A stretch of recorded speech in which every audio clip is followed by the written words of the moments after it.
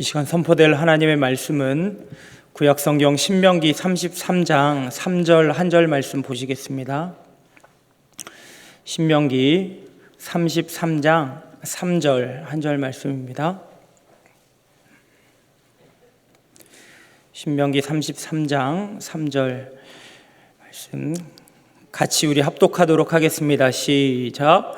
여호와께서 백성을 사랑하시나니 모든 성도가 그의 수중에 있으며 주의 발 아래에 앉아서 주의 말씀을 받는도다.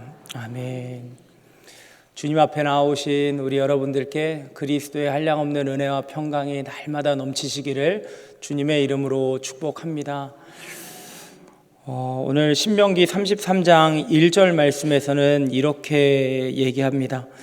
하나님의 사람 모세가 죽기 전에 이스라엘 자손을 위하여 축복함이 이러하니라. 하나님의 사람 모세가 이제 이스라엘의 영도자였던 그 모세가 이제 그 생명이 다하여서 마지막에 유언의 말씀으로 이 말씀을 이제 전하는 거죠. 신명기 33장에 있는 내용으로 이제 모든 지파를 돌아가면서 한마디 한마디 다 이렇게 축복을 합니다. 광야길 40년 동안 참 많은 수고와 고생을 아끼지 아니하고 주님의 마음으로 그들과 함께 하였습니다.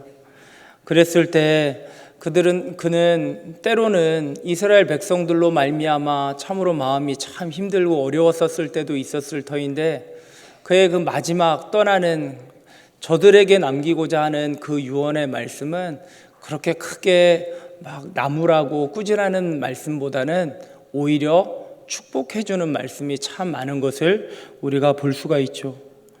그가 남긴 축복의 내용, 어떠한 내용을 가지고 하였을까? 오늘 본문에 있는 이 3절 말씀 포함하여서 여러 절에 있는 말씀을 같이 보면서 내게 허락되어진 은혜의 자리라고 하는 이 제목을 통하여서 우리에게 허락되어진 그 자리 어떠한 자리인가? 그 특별한 그 자리를 우리가 한번 깊이 상고하면서 하나님 앞에 감사함으로 나아가고 다시금 우리의 느슨한 신앙의 자세를 다시 한번 고치는 그런 귀한 시간 되어지기를 다시 한번 주님의 이름으로 축복합니다. 첫 번째 자리는 주님의 발 아래입니다. 모세는 무엇보다도 이스라엘 백성이 하나님의 사랑을 받는 자들이라는 것을 먼저 명시해 줍니다. 오늘 읽은 3절 말씀 보면 여호와께서 백성을 사랑하시나니 라고 이렇게 말씀합니다. 주님께서 사랑하여 주셨기 때문에 너희가 이 자리로 나올 수 있는 것이다 라고 그렇게 말씀하고 계시는 거죠. 여러분, 우리의 노력과 힘으로 이 자리에 온 것이 아니고 우리의 의지로 온 것이 아니라 하나님의 은혜로 나온 줄 믿습니다. 그리고 그 은혜를 받은 자들, 주님의 사랑을 듬뿍 받고 나온 복자들인 줄 믿습니다. 그러면서 이 자리 가운데 나오게 되었는데 그들이 누리고 있는 특권이 무엇이냐? 그 다음에 보니까 모든 성도가 그의 수중에 있으며 라고 얘기합니다. 말 잘 듣는 아이도 있고 말 잘 안 듣는 아이들도 있을 터인데 하지만 모든 성도, 모든 주의 자녀들 다 동일하게 주님께서 그들을 보호하고 계신다라고 하는 것을 먼저 얘기하고 있죠. 하나님께서 백성을 사랑하신다. 그리고 너희를 동일한 사랑으로 너희를 보호하고 계셔라고 하는 것을 먼저 이스라엘 백성들에게 먼저 얘기해 주고 난 다음에 그 다음에 저들이 누리고 있는 은혜의 자리를 얘기해 주고 있는 거죠. 그러한 너희들은 지금 주님의 발 아래에 앉아 있는 자들이야 라고 그렇게 가르쳐 줍니다. 주님의 발 아래, 무엇을 얘기하고 있는 걸까요? 주님과 가장 가까운 자리를 얘기합니다. 주님과의 친밀함을 얘기하고 있습니다. 뗄래야 뗄 수 없는 가장 가까운 관계, 그 친밀함을 얘기합니다. 함부로 가까이 앉지 못하게 하죠. 뭐 유명한 어떤 기관장 회의라든지 아니면 뭐 어떤 정부의 어떤 그런 귀한 자리라든지 회의라든지 할 때에도 그 앉는 순서들이 다 있습니다. 그런 가운데에서 이제 저 아래에 있는 사람이 그 높은 사람 바로 옆에 앉을 수가 없는 것이죠. 그런데 만왕의 왕이신 천지를 지으신 그 하나님 앞에 모든 자녀가 그 발 아래에 앉아 있다라고 그렇게 얘기하고 있습니다.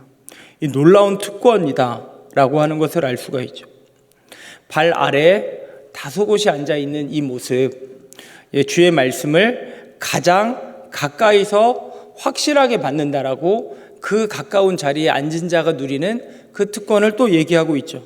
하반절에 보면 주의 발 아래에 앉아서 주의 말씀을 받는도다. 주님의 말씀을 잘못 들을 수가 없어요.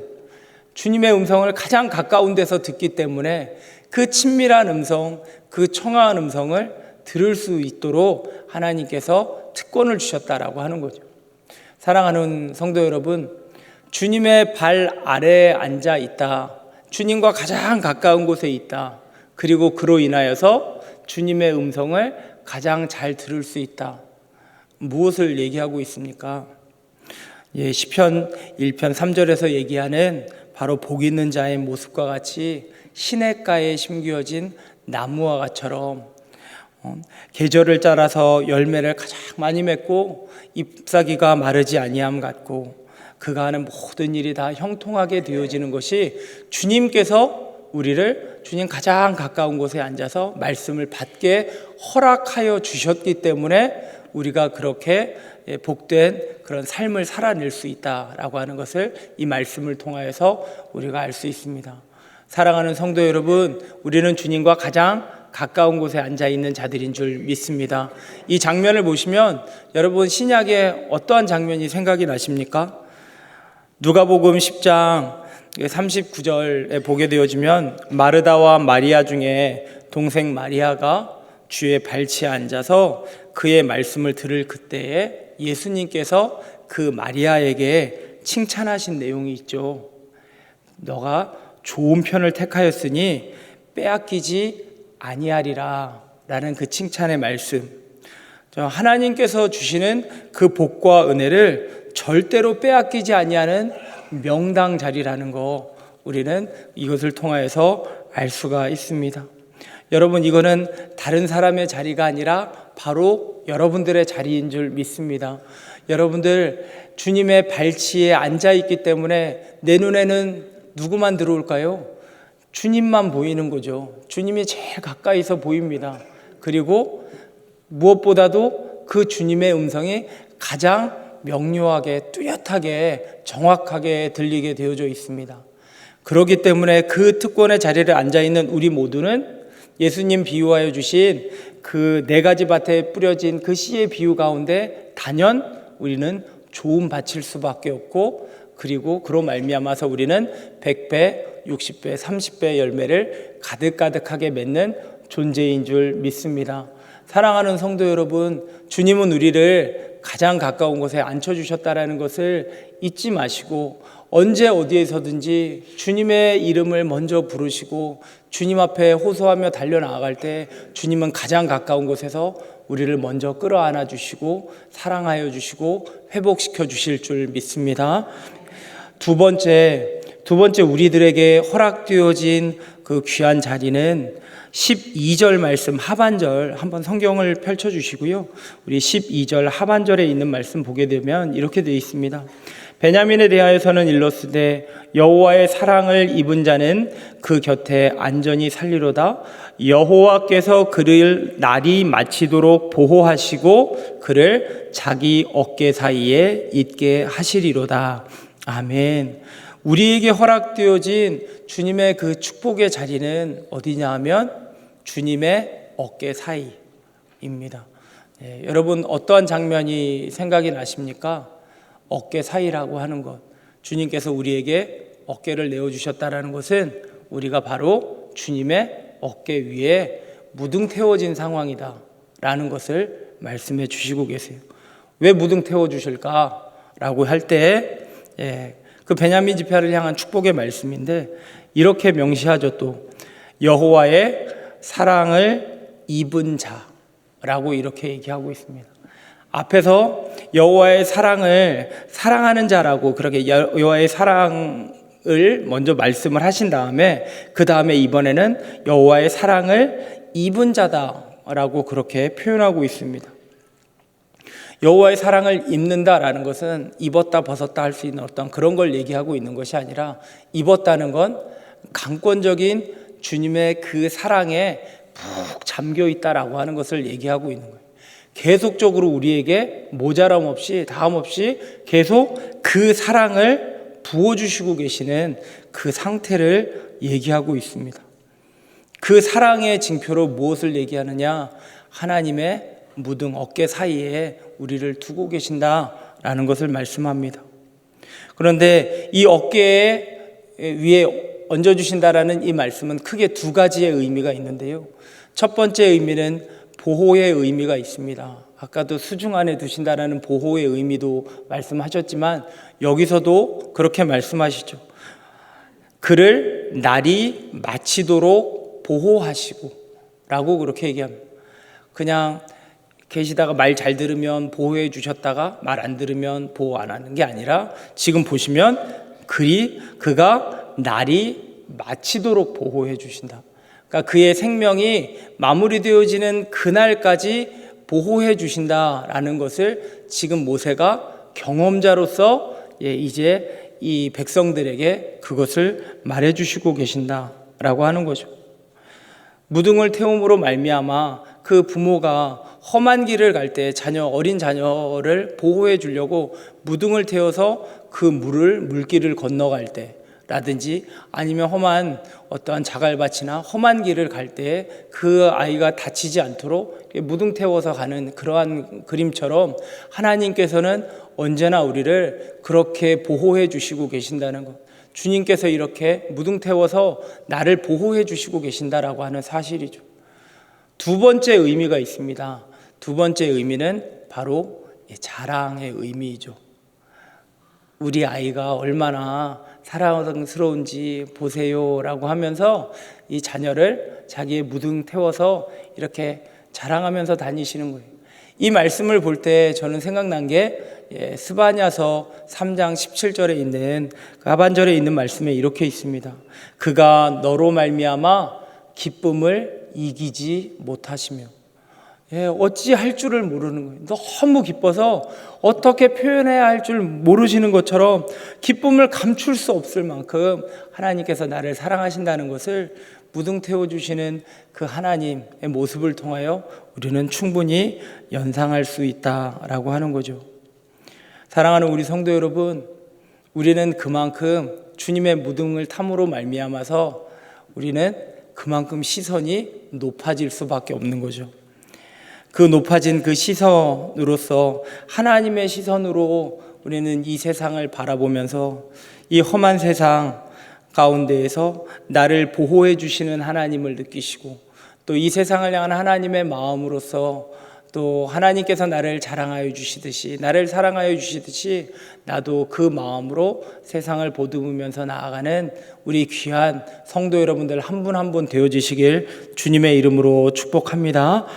세 번째, 우리에게 허락되어진 하나님의 그 축복의 자리는 어디냐면 하나님의 축복이 임하는 가장 좋은 자리, 하나님께서 복을 베풀어 주시는 데 있어서 받기에 가장 최고의 자리에 우리를 앉혀주셨다라고 하는 거죠. 우리 13절에서 16절까지의 말씀, 13절에서 16절까지에 있는 말씀을 같이 한번 읽어보도록 하겠습니다. 33장 13절에서 16절까지의 말씀입니다. 말씀 같이 보시면서 읽겠습니다. 시작. 요셉에 대하여는 일러스되 원하건대 그 땅이 여호와께 복을 받아 하나님의 보물인 이슬과 땅 아래에 저장한 물과 태양이 결실하게 하는 선물과 태음이 자라게 하는 선물과 옛산의 좋은 산물과 영원한 작은 언덕의 선물과 땅의 선물과 거기 충만한 것과 가시떨기 나무 가운데 계시던 이의 은혜로 말미암아 복이 요셉의 머리에 그의 형제 중에 구별한 자의 정수리에 임할지로다. 아멘. 사랑하는 우리 성도 여러분, 하나님의 마음이 느껴지십니까? 그 자녀들을 향한 하나님의 마음, 하나님께서 베풀어 주시는 그 놀라운 그 좋은 하늘의 신령한 복, 땅의 기름진 복들을 하나님께서 그 자녀들에게 막 쏟아부어 주시고 싶어 하시는 그 마음 느껴지십니까? 이 마음이 요셉 지파에 있는 자들에게만 허락되어진 것이 아니라 바로 여러분들에게 허락되어진 하나님의 마음이다라는 것을 믿으시기를 바랍니다. 이 가운데 나열되어 있는 모든 축복들이 이미 여러분들에게 주어지고 있다는 것을 생각하시고 이 복을 더욱 받아 누리는 여러분들 되어지시길 다시 한번 주님의 이름으로 축복합니다. 그런데 만일 이 복과 은혜가 정말로 쏟아부어지고 있는데 이것이 나와 상관없는 곳에 쏟아부어진다라고 한다면 아무 소용이 없다라고 하는 거죠. 그런데 하나님께서는 사랑받는 우리들에게, 이 자리에 있는 모든 자녀들에게 하나님 언제 어디에서 어떤 상황에 처해 있든지 그의 정수리에 정확하게 쏟아부어 주시겠다라고 주님께서는 그렇게 말씀하고 계십니다. 하나님의 복과 은혜는 어떠한 특별한 자만 받는 것이 아니고요, 바로 나에게 쏟아부어지고 있다라는 사실을 꼭 믿으시고 그 믿는 여러분들이 꼭 받아 누리시는 여러분들 되어지시길 주님의 이름으로 축복합니다. 이 하나님께서 우리에게 은혜를 부어주신다라는 그 표현이 많지만 우리가 너무나도 잘 알고 있는 시편 23편 5절 말씀에 보면 기름을 내 머리에 부으셨으니 라는 표현을 쓰죠. 여기서의 붓다도 계속되는 상황을 얘기하고 있어요. 붓고서 나름대로 그 잔이 채워지면 멈추는 것이 아니라 그 잔이 이미 흘러 넘침에도 불구하고 주님은 계속적으로 그 잔에다가 부어주시는 거죠. 내 머리, 네 정수리에다가 주님께서는 계속 그 신령한 복과 은혜를 부어주시고 계신다라고 하는 사실입니다. 하나님, 저는 요즘 은혜를 받지를 못해요. 저는 이 하나님께서 주시는 복을 누리지를 못하는 것 같아요. 하나님 도대체 일은 하고 계십니까? 라는 원망이 들 때도 있긴 하겠지만 그 환경에 속지 마시고 하나님을 바라보시고 언제나 나에게 은혜를 아낌없이 부어주시는 그 하나님의 사랑, 그 은혜를 날마다 생각하시면서 확신하시면서 그 하나님의 복과 은혜, 내게 이미 부어지고 있는 그 복과 은혜를 날마다 누리시는, 아낌없이 누리시는 여러분들 되기를 소망합니다. 그런데 28절에 보면 하나님께서 부으시는 또 하나의 부으심의 은혜가 있다라는 것을 볼 수 있어요. 신명기서 33장 28절에 있는 말씀인데요, 우리 같이 한번 읽겠습니다. 시작. 이스라엘이 안전히 거하며 야곱의 샘은 곡식과 새 포도주의 땅에 홀로 있나니 곧 그의 하늘이 이슬을 내리는 곳에로다. 아멘. 하나님께서 이슬을 통하여서도 부어주시는 은혜가 있다라고 하는 거죠. 정수리로 쏟아지는 확실하게 드러나는 은혜가 있는가 하는 반면에 내가 알지 못하는 그때에도 주님께서 풍성하게 촉촉하게 져줄 수 있는 그 날마다 반복되어지는 그 은혜, 이슬과 같은 은혜도 우리에게 주어지고 있다는 것을 말씀하고 있습니다.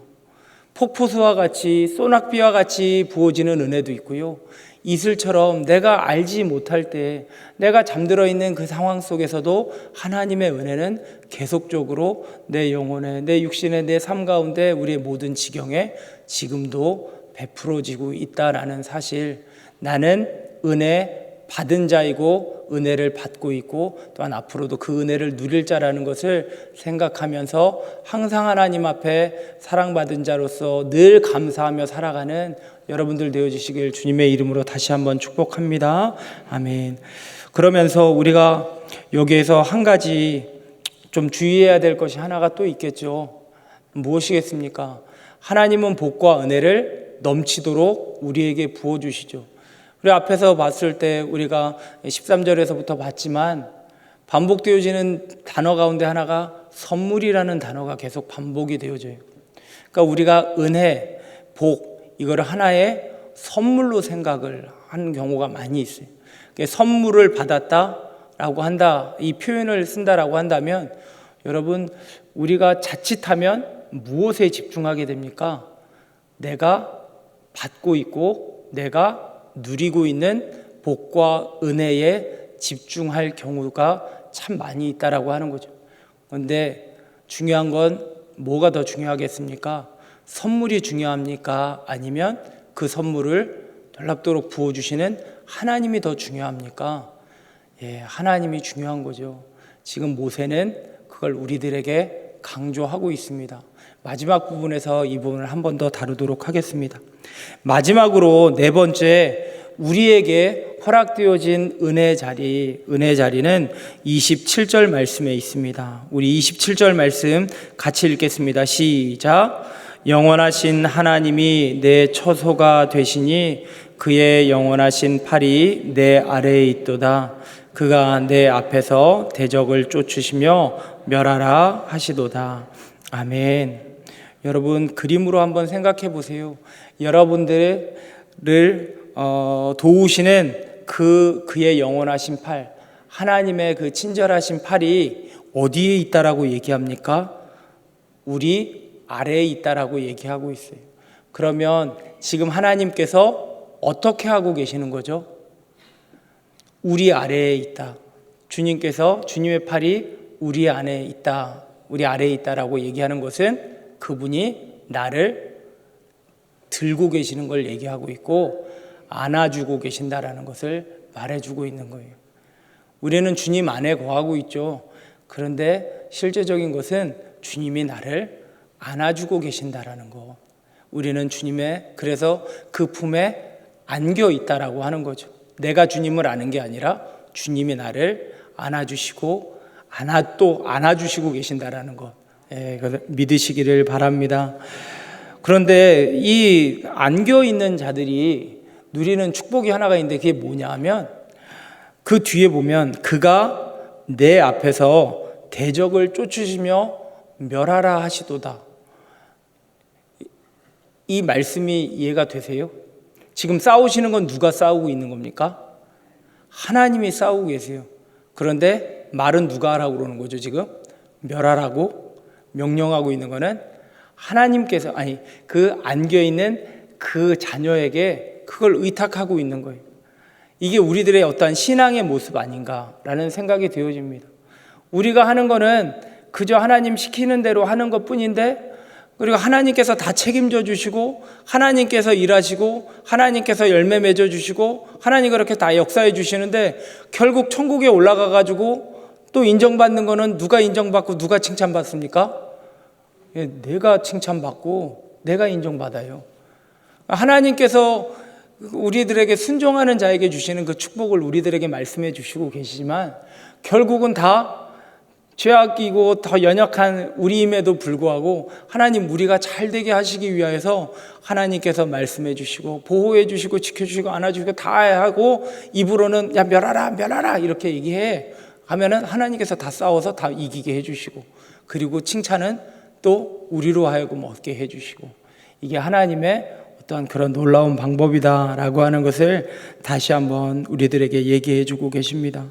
사랑하는 우리 성도 여러분, 신명기 1장 31절에도 말씀하시듯이 사람이 자기 아들을 아는 것 같이 그들이 행한 모든 걸어온 길에서 친히 안아주셨다라고 그렇게 얘기합니다. 가나안과 같은 이런 험한 세상 가운데에서 광야 같은 이 험한 세상 가운데에서 주님은 여전히 우리를 내려놓지 않고 우리 인생이 마침표가 찍혀지는 그날까지 우리를 안아주시는 줄 믿습니다. 그리고 무엇보다도 우리에게 가장 그 복과 은혜가 가장 잘 내려지는 바로 그곳에, 아니 우리의 정수리에 정확하게 주님의 은혜를 부어주시는 줄 믿습니다. 그리고 이슬처럼 우리가 알지 못하는 그때에도 끊임없이 신실하게 우리에게 촉촉한 은혜를 또한 부어주시는 줄 믿습니다. 그리고 주님께서는 우리를 어깨에 무등 태워주시며 험한 물길과 불길 가운데서 강 가운데에서도 우리의 영혼이 두려워하지 않도록 평안으로 우리를 인도해 주시고, 그가 너로 말미암아 기쁨을 이기지 못하시리로다. 세상을 향하여서 내 아들 좀 보세요, 내 자녀를 좀 보세요 라고 이렇게 자랑하시면서 그 기쁨과 그 사랑을 우리들에게 부어주시고 계신다는 것, 무엇보다 우리는 주님의 발치에 앉아서 주의 말씀을 가장 정확하게 들을 수 있도록 하나님께서 그 친밀함을 우리들에게 허락해 주셨다라는 것. 그런데 지금 모세는 누구에게 지금 이 말씀을 전하고 있습니까? 출애굽을 하곤 한 1세대들에게 얘기하는 것이 아니라 이제 모압 평지에서 이제 강을 건너가서 이제 가나안을 정복해야 될 출애굽 2세대들한테 지금 이것을 유언하고 있는 거예요. 너희들에게 가장 중요한 것이 무엇이냐? 유언을 통해 말씀하는 거예요. 그의 유언을 다 압축해서 보면 너희는 그곳에 들어가서도 너희를 사랑하시는 그 하나님을 의지하여야 한다라는 것을, 너희를 사랑하시고 너희를 그토록 보호하시고 그러니 너희와 늘 항상 함께하는 그 하나님만 바라보라고 그토록 이런 은혜의 자리들을 열거하면서 그들에게 축복을 계속 나열하면서 그것을 강조하고 있다라는 거죠. 그들에게 가장 필요한 것이 다른 것이라면 다른 것을 얘기했겠죠. 그런데 세상의 전략과 전술과 무기를 얘기하고 있지는 않고 하나님을 얘기하고 있다는 것은 그들에게 필요한 건 하나님이기 때문에 그렇게 얘기한 것입니다. 사랑하는 성도 여러분, 믿음을 지키며 살아가는 이 가나안과 같은 이 땅 가운데서 우리에게 가장 필요한 게 뭘까요, 여러분? 하나님입니다. 하나님을 믿고 하나님을 따라서 그 하나님의 보호하심과 그 은혜 가운데서 날마다 승승장구하시는 우리 모두가 되어지시길 주님의 이름으로 축복합니다. 그래서 마지막으로 모세는 바로 너희들이 행복한 사람들이라고 말하면서 이 유언을 이렇게 결론을 짓습니다. 그것이 29절에 있는 말씀이죠. 29절에 있는 말씀을 한번 같이 읽겠습니다. 시작. 이스라엘이여 너는 행복한 사람이로다. 여호와의 구원을 너같이 얻은 백성이 누구냐? 그는 너를 돕는 방패시오 내 영광의 칼이시리로다. 내 대적이 내게 복종하리니 내가 그들의 높은 곳을 밟으리로다. 아멘. 이스라엘이 행복한 사람이래요. 그러면서 5가지로 요약해서 얘기합니다. 첫 번째, 하나님의 구원을 너같이 누리는 자가 없기 때문에. 두 번째, 하나님이 친히 너를 돕는 방패가 되시고 영광의 칼이 되어주시기 때문에 하나님이 친히 무기가 되어주신다라고 얘기하고 있고, 또 세 번째, 하나님께서 친히 그 대적을 밟고 또한 너로 하여금 백성으로 하여금 높은 곳에 설 수 있게 하시기 때문에, 그리고 네 번째, 하나님이 친히 너의 처소가 되어주시기 때문에, 마지막으로 5번째, 하나님이 함께 하심으로 이스라엘은 이제 곧 약속의 땅에 안전히 영원토록 거할 수 있기 때문에 라고 저들이 행복의 사람이라는 그 근거 5가지를 그렇게 얘기합니다. 그러면서 우리들에게도 말하고 있는 거죠. 오고 오는 모든 세대들에게, 그렇다면 얘들아 너희들의 행복의 기준은 무엇이니? 라고 이렇게 질문할 수 있습니다. 우리 믿는 자들에게 행복의 기준은 뭘까요? 뭐가 행복일까요, 여러분? 하나님의 구원을 받는 자, 하나님의 구원을 받은 자라고 하는 것이 행복한 것이고, 두 번째, 하나님이 우리의 영원한 안식처가 되어 주셨다라는 것 자체가 행복인 것이고, 또한 하나님이 우리와 영원토록 함께 하신다라는 것이 바로 행복이다. 그렇다면 우리는 이 3가지 행복의 기준으로 놓고 볼 때 이미 우리는 그 행복을 누리는 행복한 사람인 줄 믿습니다. 사랑하는 성도 여러분, 우리가 은혜의 자리 4군데를 알아보았는데 그 은혜의 자리 네 군데를 하나로 이렇게 딱 집약해서 한마디로 표현하면 뭐라 얘기할 수 있습니까? 바로 예수 그리스도 안입니다. 그 안에 다 포함되어져 있죠. 우리는 주님 안에 있습니다. 주님이 주님의 자리를 내어주시고 나 같은 자를 그 안에 거할 수 있게 해주셨어요. 이 놀라운 은혜를 받아 누리는 우리 귀한 꽃동산 교회 성도 여러분들 되어지시길 주님의 이름으로 축복합니다. 기도하겠습니다. 하나님 아버지, 우리가 무엇이간데 변덕스럽고 정말 말썽꾸러기이고 어제 다르고 오늘 다르고 또 잠시 후에 어떻게 변할지도 모르는 그러한 철딱선이 없는 그러한 자임에도 불구하고 하나님은 여전히 나를 사랑해 주시고 너는 사랑을 입은 자라고, 그리고 내 수중에 있는 자라고, 그리고 내가 너를 무등 태우고 있고 너를 내가 안고 있다라고 주님 어떻게 그렇게 은혜를 베풀어 주실 수 있으신지요. 하나님, 그 일방적인 사랑과 그 은혜에 매여서 다시금 우리는 이 자리에 나왔습니다. 하나님, 주의 사랑에 매여 있는 우리 귀한 성도님들 한 분 한 분을 주님께서 주님의 품 안에 있다는 것을 다시금 성령을 통하여 알게 하여 주시옵시고, 혹여나 이 자리 가운데 내까짓게 뭘 할 수 있겠어, 낮은 자존감 가운데 갇혀 있는 자가 있으면 하나님 찾아가 주셔서 내가 너를 사랑하지 않니? 내가 너와 함께하고 있지 않니? 주님 꼭 끌어안아 주시고 말씀하여 주셔서 그의 낮아진 자존감이 다시금 높아지게 하여 주시고, 나는 이미 행복한 사람이라고, 나는 주께서 베풀어 주신 그 복과 은혜를 마음껏 누리고 있는 자라고 세상 모든 사람들에게 전할 수 있도록 이 시간 회복시켜 주시고 역사하여 주시옵소서. 하나님, 오늘도 주님 앞에 기도하며 나아가려고 합니다. 기도 가운데 역사하시고 하늘문 활짝 여시고 우리의 입술 가운데 기도의 제목들을 주셔서 그 기도의 제목을 따라서 간절하게 기도할 수 있는 오늘 우리가 되게 하여 주시옵소서. 감사드리며 예수님의 이름으로 기도하옵나이다. 아멘.